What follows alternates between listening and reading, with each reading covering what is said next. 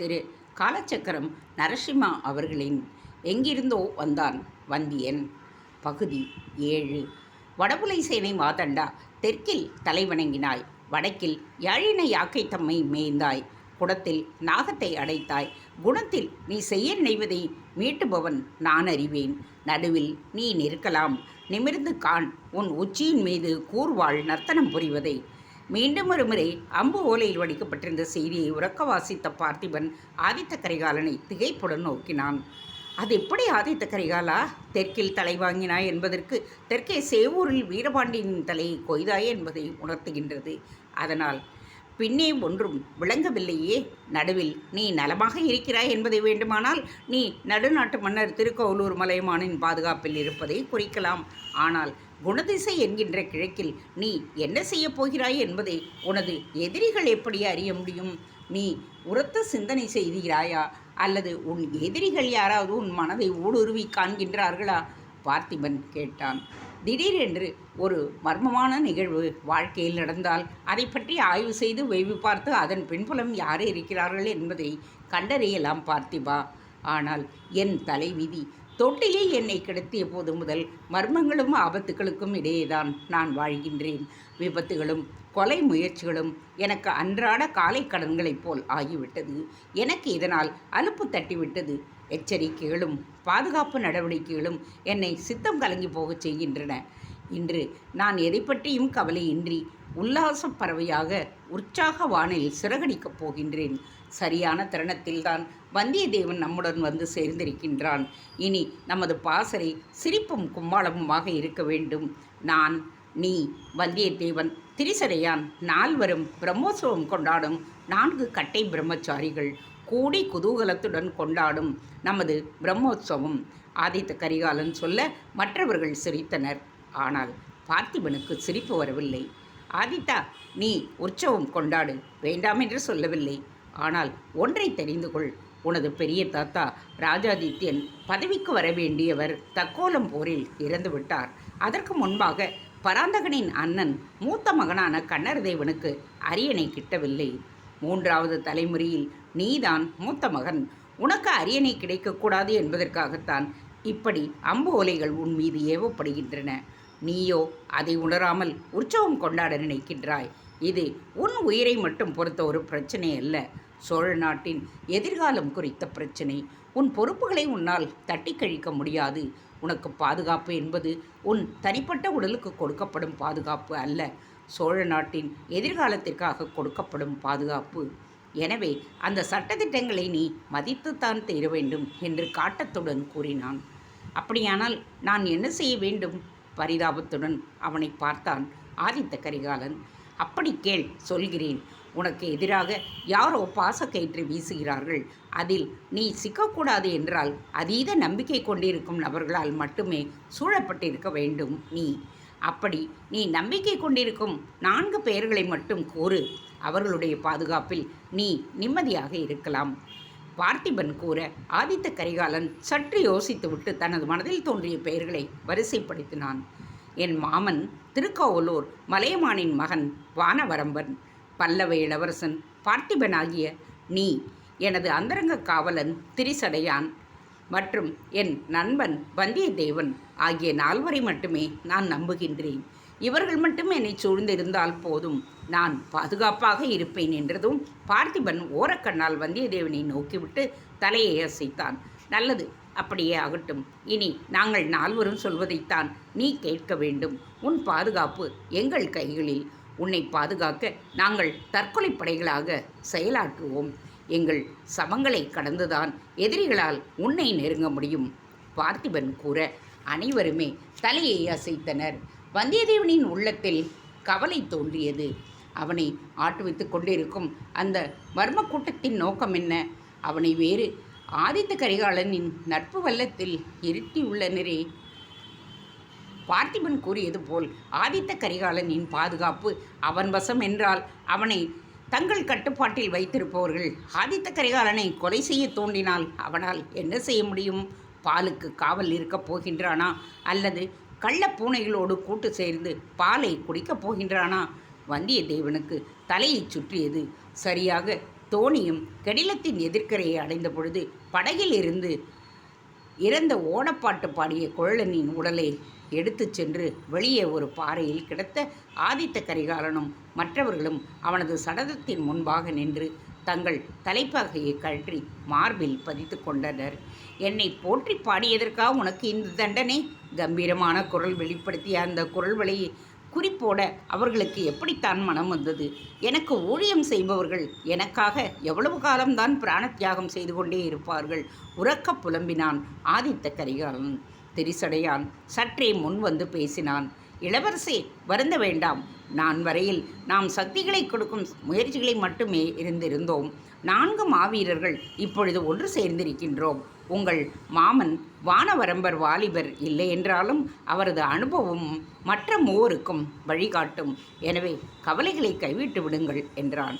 ஆதித்த கரிகாலனின் குதிரையை அவன் அருகே கொண்டு வந்து நிறுத்த வந்தியத்தேவன் முதல் முறையாக பேசினான் என்பதை விட இளவரசரின் பாதுகாப்பில் தன்னையும் நம்பலாம் என்பதை அனைவருக்கும் நிரூபிக்க நினைத்தான். மறைந்திருந்து ஏவப்படும் நச்சு அம்புகள் திடீரென்று உயிரை குடிப்பது சகஜமாகிவிட்டது. இந்த நிலையில் இந்த பன்னுருட்டி காட்டிலிருந்து திருக்கோவலூர் செல்லும் வரையில் அடர்த்தியான காடுகள் இருப்பதால் இளவரசரை புறவியில் பயணிக்கச் செய்ய வேண்டாம். மூடிய ரதம் ஒன்று இருந்தால் அதில் பயணிக்கலாம். வீரன் வந்தியத்தேவனை அலட்சியமாக நோக்கினான்.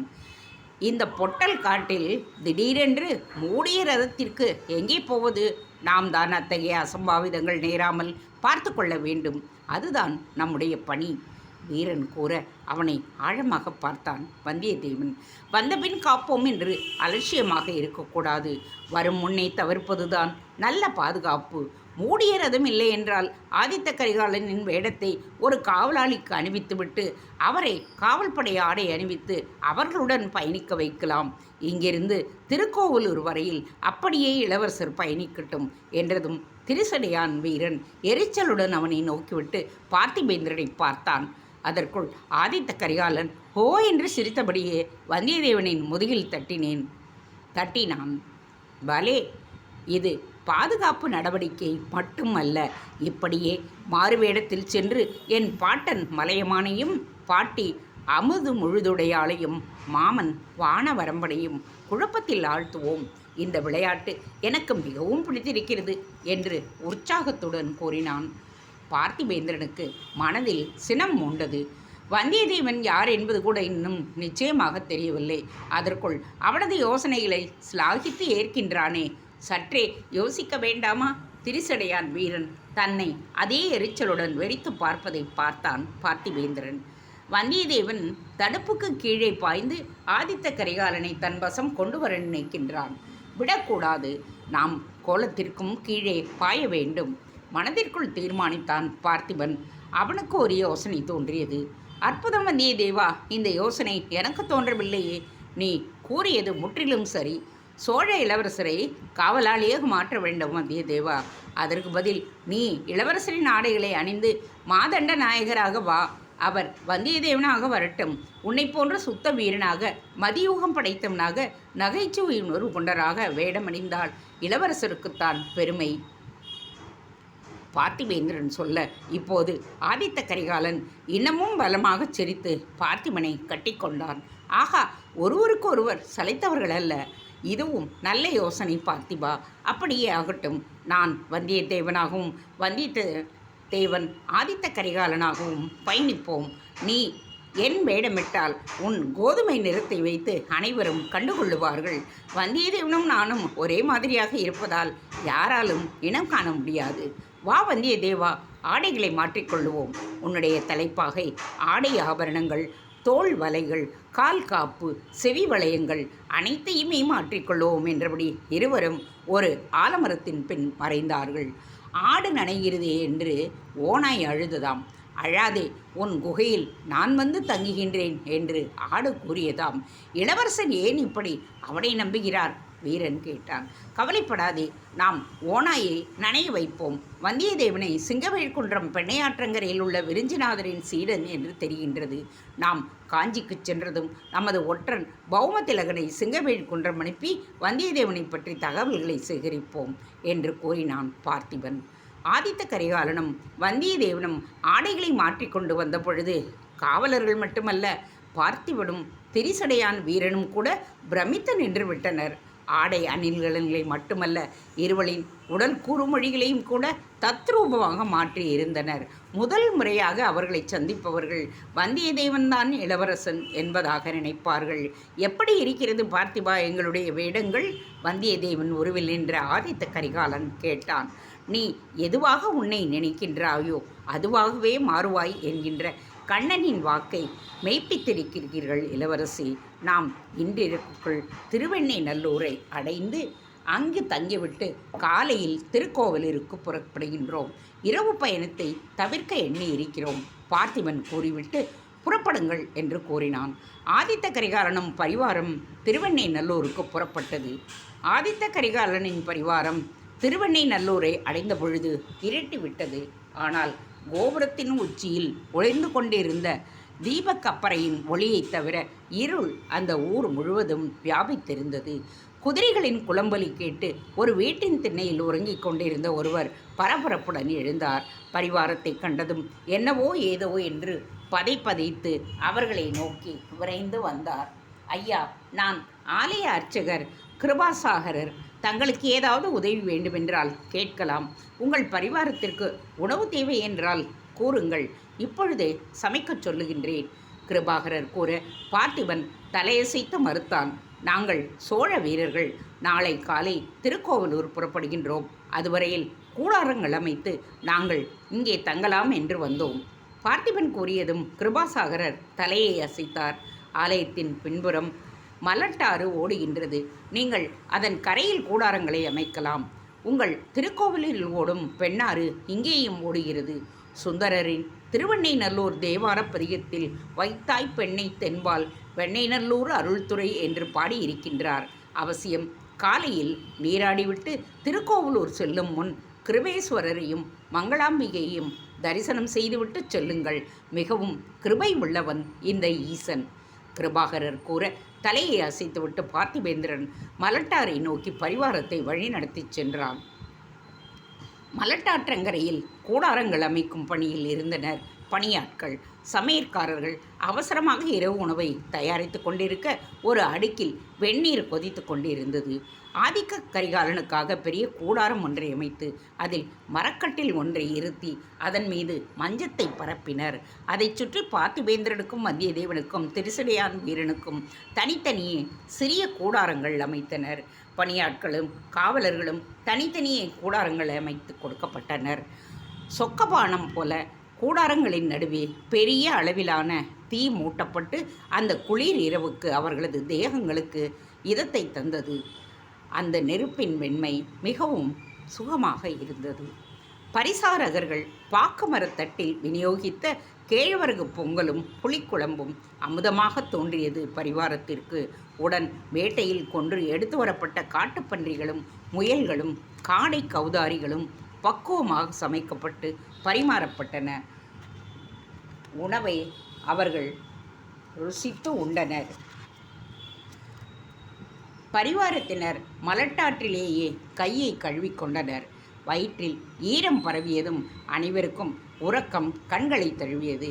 காலை முழுவதும் வேட்டையாடி பிறகு பன்னிருட்டி கெடிலம் நதியை கடந்து இந்த கரைக்கு வந்து அங்கிருந்து திருவெண்ணெய்நல்லூர் வரையில் பசி தாகத்துடன் பிரயாணம் செய்து இப்பொழுது உணவை உண்டதும் உடல் ஓய்வுக்கு இறைஞ்சியது. அவரவரும் தத்தம் கூடாரங்களுக்கு செல்லத் தொடங்கினர். ஆதித்த கரிகால், பார்த்திபன், வந்தியத்தேவன் ஆகிய மூவருமே முன்தினம் இரவு உறங்கி இருக்கவில்லை. அவர்களுடைய மனங்கள் பல தொடர் அதிர்ச்சிகளை அனுபவித்திருந்தன. வனமகாதேவி ஆலயத்தின் முன்பாக சிறுத்தையுடன் ஏற்பட்ட அனுபவம், பிறகு அவனது தோணியில் கண்டெடுக்கப்பட்ட காவலரின் தலைகள், அதன் பின்பு அலங்காரரை தேடிச் சென்றது, பிறகு வேட்டையாடிவிட்டு திருவெண்ணெய்நல்லூர் வரையில் பயணித்தது ஆகிய தொடர் நிகழ்வுகளால் அனைவருக்குமே களைப்பு அதிகரித்திருந்தது. மையத்தில் இருந்த பெரிய கூடாரத்தை நோக்கி நடந்த ஆதித்த கரிகாலன் அதன் திரையை இடது கையினால் விலக்கியபடி உள்ளே நுழைய முற்பட்டான். திடீரென்று உரத்த குரல் கொடுத்தான். பார்த்திபா, இது சரியில்லை. பெரிய கூடாரத்தை அண்ணாந்து பார்த்தபடியே ஆதித்த கரிகாலன் கூற அனைவரும் வியப்புடன் அவனை பார்த்தனர். எது சரியில்லை நண்பா? பார்த்திபன் கேட்டான். நான் வந்தியத்தேவன் உருவில் இருக்கின்றேன். வந்தியத்தேவன் ஆதித்த கரிகாலனாக இருக்கின்றான். நான் பெரிய கூடாரத்தில் தங்கினால் அவன் வந்தியத்தேவன், நான் ஆதித்த கரிகாலன் என்று எதிரிகள் யோகித்து விட மாட்டார்களா? வேடத்திற்கு தகுந்தாற் போலவே நான் அவனது கூடாரத்தில் தொங்குகின்றேன்.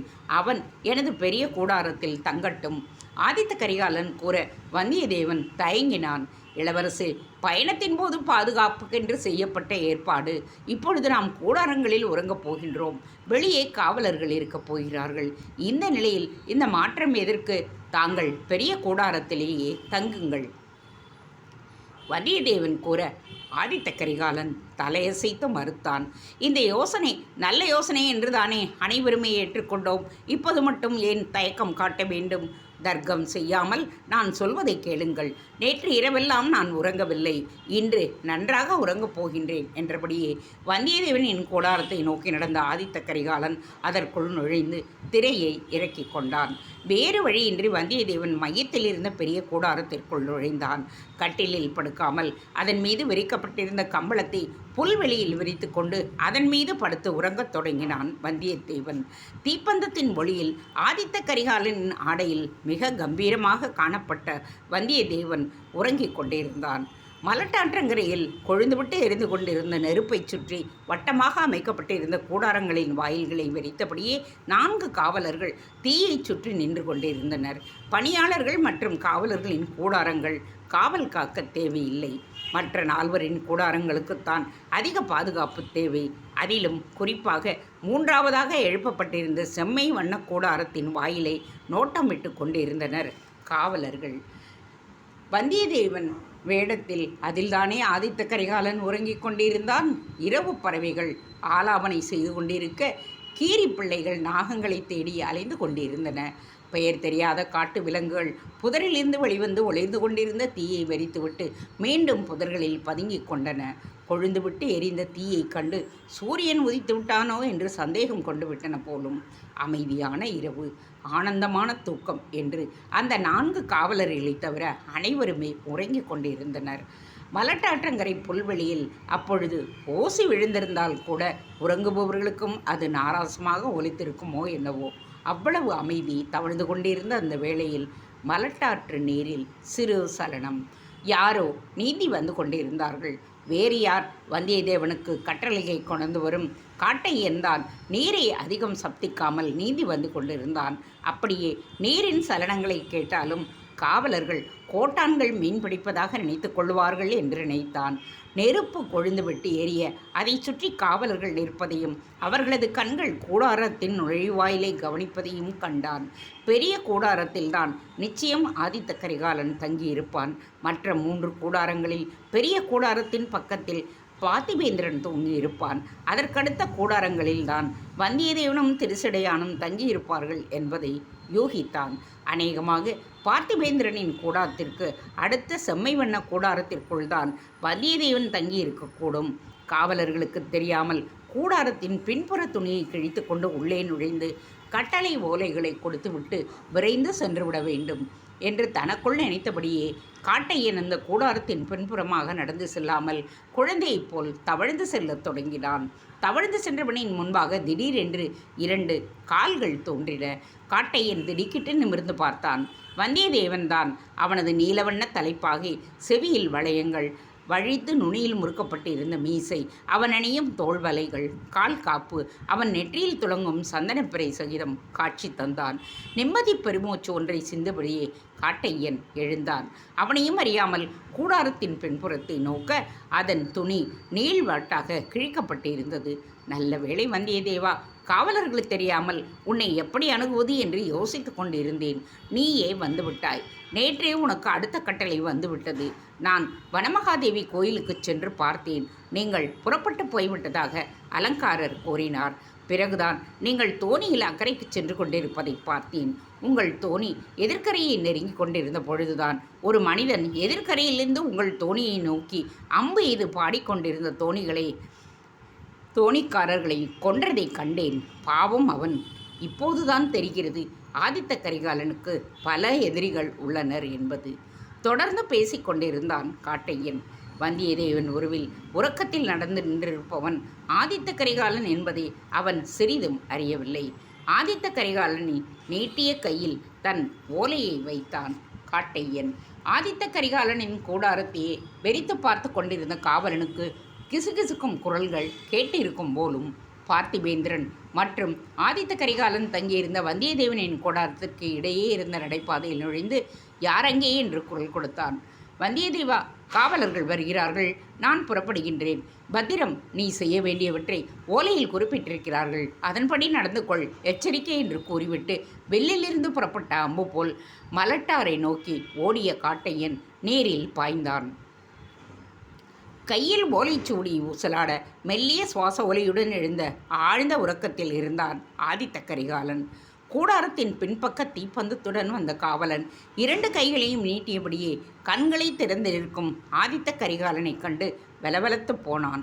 மீண்டும் வந்த வழியே ஓடி மற்ற காவலர்களை அழைத்து வர அவர்களும் வீதியுடன் ஆதித்த கரிகாலனை நெருங்கினர். கருமுகிலா, இளவரசரை எழுப்பி கூடாரத்திற்குள் போகச் சொல்லலாமா? ஒருவன் கேட்டான். அப்படி செய்வது தவறு. காயாம்பு, உறக்கத்தில் கிடப்பவர்களை எழுப்பக்கூடாதாமே, இதயம் பலவீனமாகிவிடுமாம், கருமுகிலன் கூறினான். அது சரி, உலக்கத்தை கலைத்தால் அவர்களுக்கு இதயம் பலவீனமாகிவிடும். அப்படியே உறங்கி நின்றால் நமது இதயம் அல்லவா பலவீனமாகி விடுகிறது, காயாம்போ சொன்னான். அவரை வழிநடத்தி மஞ்சத்தில் கிடைத்து விடலாமா, அல்லது பல்லவ இளவரசரை அழைத்து வரலாமா? காவலர்கள் ஒருவருக்கொருவர் பேசிக் கொண்டிருந்த பொழுது கற்சிலையாக நின்று கொண்டிருந்த ஆதித்த கரிகாலன் திடீரென்று சுழன்று திரும்பினான். அவன் திரும்பிய வேகத்தில் அவன் கையில் காட்டையன் சொருகிவிட்டு சென்றிருந்த ஓலை நழுவி கீழே விழுந்தது. இளவரசர் எதையோ தவற விட்டு விட்டார், ஏதாவது முக்கியமான தகவலாக இருக்கப் போகிறது என்று கூறியபடி அதை குனிந்தெடுத்த காயாம்பு ஆதித்த கரிகாலனை பின்தொடர்ந்தான். நல்ல வேளையாக காயாம்பு அதை படிக்கவில்லை. வந்த வழி மூலமாகவே திரும்பி நடந்த ஆதித்த கரிகாலன் தன் மஞ்சத்தில் சரிந்து விட்டான். உறக்கம் அவனுக்கு இன்னும் கலையவில்லை. தான் எடுத்து வந்த ஓலையை அவன் தலைப்புறமாக வைத்துவிட்டு அது பறந்து விடாமல் இருக்க ஒரு மண்குலையை அதன் மீது வைத்துவிட்டு நகர்ந்தான் காயாம்பு. கூடாரத்தின் பின்புறம் கிழிந்திருந்த பகுதியில் காயாம்பு நிற்க மற்றவர்கள் மீண்டும் முன்புறம் சென்று காவலை தொடர்ந்தனர். தேங்க்ஸ் ஃபார் வாட்சிங். Please subscribe.